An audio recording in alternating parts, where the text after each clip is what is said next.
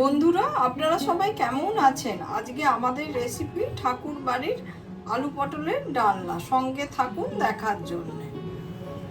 বন্ধুরা, আজকে আমি ঠাকুর বাড়ির এই আলু পটলের ডালনা লুচি দিয়ে খাচ্ছি, আর সঙ্গে হালুয়া নিয়ে নিয়েছি।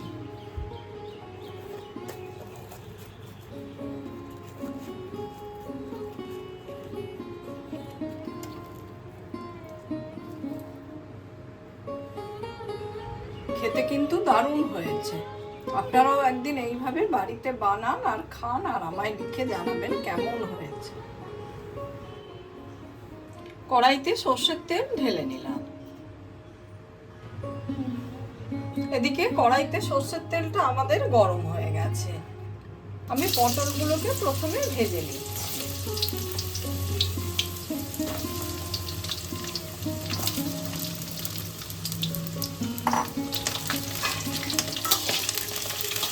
পটলগুলোকে কিন্তু ভালো করে ভাজতে হবে। এদিকে পটলটা আমার খুব ভালো করে ভাজা হয়ে গেছে। আমি পটলটা তুলে নিই।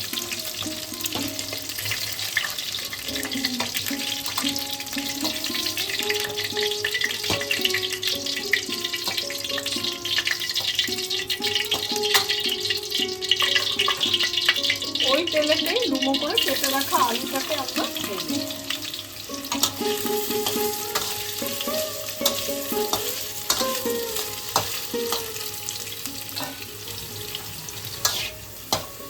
এদিকে আলুটাও আমাদের লাল করে ভাজা হয়ে গেছে। এবার আমি তুলে দিচ্ছি।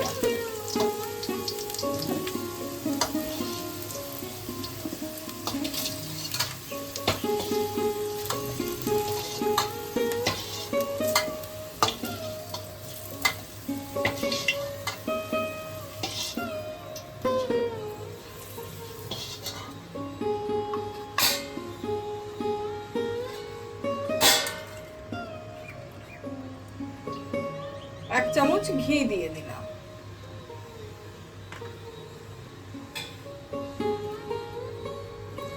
কাঁচা লঙ্কা দিয়ে দিলাম, তেজপাতা দিয়ে দিলাম, আর জিরে দিয়ে দিলাম।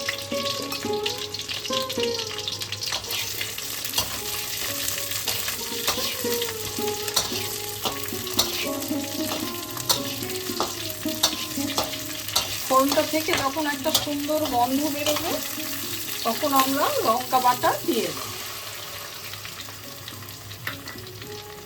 এখানে জিরে, ধনে আর কাঁচা লঙ্কা বাটা আছে। লঙ্কাটা স্বাদ মতো দেবে।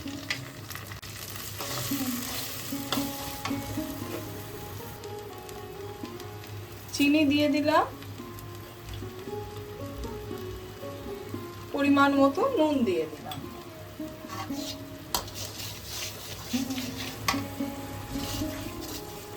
খুব ভালোভাবে মশলাটা আমাদের কষানো হয়ে গেছে। এবার আমি ভেজে রাখা আলুটা দিয়ে দিচ্ছি। আলুটাকে দিয়েও আবার একটু আমরা কষিয়ে নেব। এদিকে আলু সহ মশলাটা আমাদের খুব ভালোভাবে কষানো হয়ে গেছে।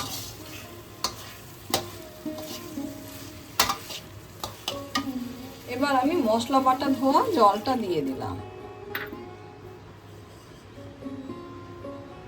সেই সঙ্গে আরো কিছুটা জল দিলাম।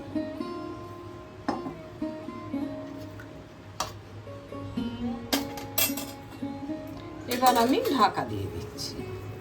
10 মিনিট হয়ে গেছে। এবার আমি ঢাকাটা খুলে দিলাম। ভেজে রাখা পটলগুলো এবার দিয়ে দিচ্ছি।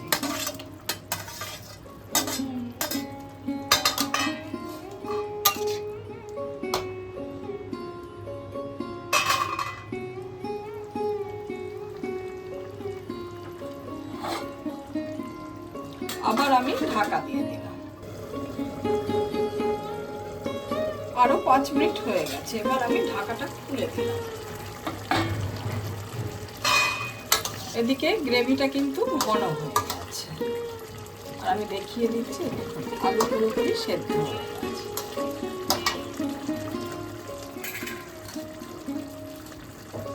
ওপর থেকে আরো 1 চামচ ঘি আমি দিয়ে দিলাম। রান্নাটা পুরোপুরি হয়ে গেল। ঠাকুর বাড়ির আলু পটলের ডালনার এই রেসিপিটা আপনাদের যদি ভালো লেগে থাকে লাইক, শেয়ার, কমেন্ট আর সাবস্ক্রাইব করতে ভুলবেন না আমার চ্যানেলটা।